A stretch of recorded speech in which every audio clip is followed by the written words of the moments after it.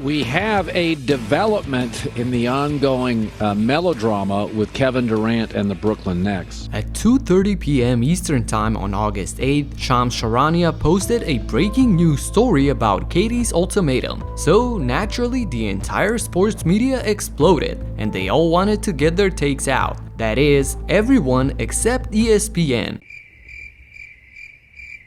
the largest sports news outlet in the world. The ones that are always first in the never-ending story to share info. They didn't talk about it, nor mentioned it on their social media platforms for almost 6 hours. Finally, at 8:23, a story comes out on ESPN.com with a suspiciously boring title. Tsai voices support for the front office and coaches in the wake of Kevin Durant's trade demands. No ultimatum, no mention of Durant forcing the owner to pick between him and Sean Marks and Steve Nash, none of that. As if they don't even want you to see this info. Now, why would they do that? The answer to this question will also expose just how much power Adrian Wojnarowski has at ESPN and some of his dark secrets of the way he operates.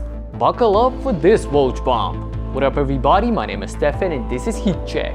Let's get into it. To understand how Adrian single-handedly stopped the entire ESPN network from talking about breaking news for like half a day, I need to show you just how much power he's had for a long time. Woj earned the respect of the NBA world through his sharp columns, providing a different angle of things. But what made him a superstar is how he cultivated connections and relationships with agent and front office members. He would call and text them not just for inside scoops, but to genuinely ask how they're doing, family talks, all of that. This made a lot of people into his sources. Even early on, Wojnarowski noticed the San Antonio franchise as one that produces a ton of talent that move on to become coaches or front office members of teams around the league. So he focused on developing relationships with people around this organization. Just take a look at the Spurs Mafia stemming from Pop. These are all high-profile people scattered at about a third of the teams in the league. Hey, there's Sean Marks. We'll get back to him later. This connection with the Spurs franchise, along with the relationships that Woj has with people signed to the same agency as him, which is the CAA, means that he has access to virtually any team in the league. The ones who consistently give him valuable info get a favorable treatment in his columns and tweets. The ones who ghost him, however, get blasted by Adrian. Just ask LeBron James. The King and his agent Rich Paul already had their guy in the media who they worked with and pushed their narrative through. A reporter who went to the same school as LeBron and followed him all throughout his Cleveland and Miami days. That reporter is Brian Windhorst. So every attempt to get to James and his camp got rejected. Adrian would then go on a revenge tour, writing a ton of pieces throughout the years, criticizing LeBron for failing to deliver in the clutch, his ego and attitude during the 2004 Olympics, being soft, and even an all-star game performance. In 2007, James literally dragged this team all the way to the finals. To this day, one of his greatest accomplishments. Despite clearly being overmatched, and despite LeBron's heroics during the entire season, Woj wrote this during the finals. "We are witnesses, alright. We are witnesses to the truth that James is trailing Dwayne Wade at the sport's best young superstar, a gap he didn't close in this finals." Then, between 2008 and 2010, Woj wrote 10 columns about LeBron's free agency, mentioning different possibilities and teams based on no real information. Just look at this. In 2008, he wrote that the Detroit Pistons were the favorites to get James at the end of his contract, which was 2 years later. This was the most ridiculous statement, although he consistently had sloppy and uninformed takes about this. Just a week before the King chose Miami, Adrian wrote that the Chicago Bulls are still the team to beat, with Cleveland a close second and New Jersey the looming wild card. This is without a doubt the most incorrect reporting on a consistent basis in his career. But let's get back to that Detroit Pistons text to show you what happens when people do feed him some info. This entire piece is using James to add even more flashiness on the praises that Woj is sending towards Joe Dumars, the GM at the time.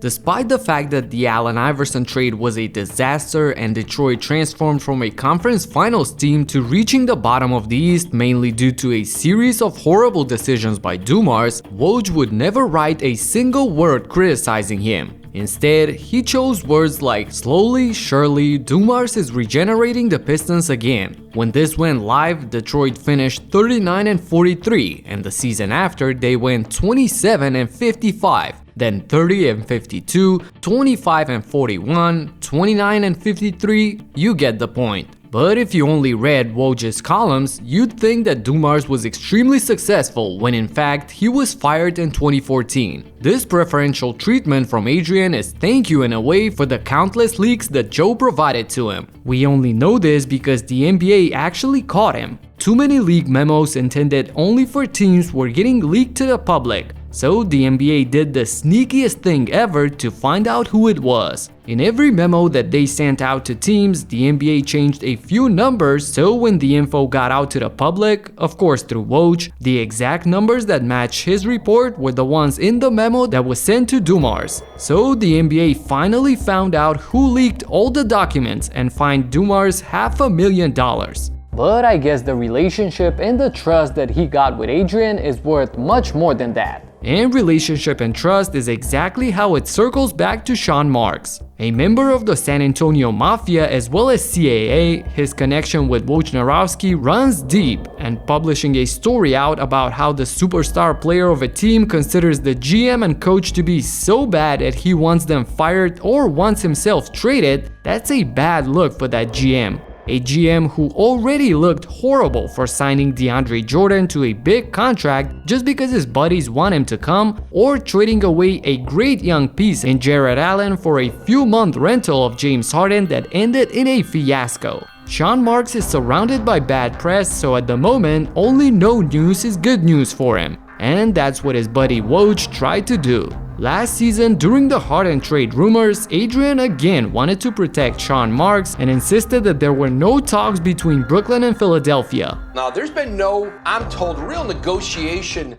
that's gone on, but listen, I think Philadelphia's motive, they are very motivated to acquire James Harden. Brian Windhorst, on the other end, was adamant, claiming that the two teams are negotiating and even seemed to take a subtle jab at Woj. Yeah, so the teams are absolutely engaged in trade discussions. I know that there's people saying things on the record, trying to act like that's not happening, but it is absolutely happening. There is definite motivation from both sides to make this to fall into place. Adrian kept saying and writing the same thing up until the very end, until the trade finally happened. He then went live on TV and said this. At the very end of the negotiations today, and they really started in earnest this morning, you know, Philadelphia had lobbed calls a couple times this week, really with no response from the Nets. They weren't countering. They just accepted the offers. I was told pretty quick phone calls, but the conversation changed today as teams got closer to the trade deadline. So let me get this straight.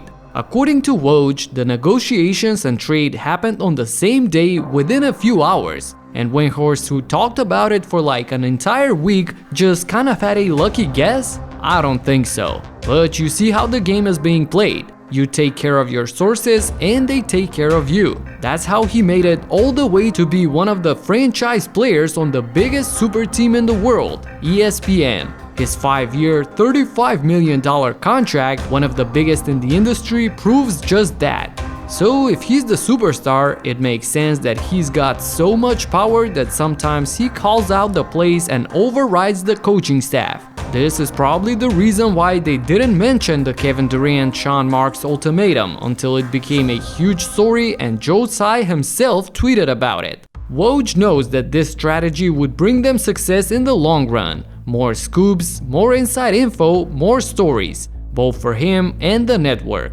This video took a lot of effort and research, so hit that like button for the algorithm. That's it for now. Subscribe and talk to you in the next one. Peace out.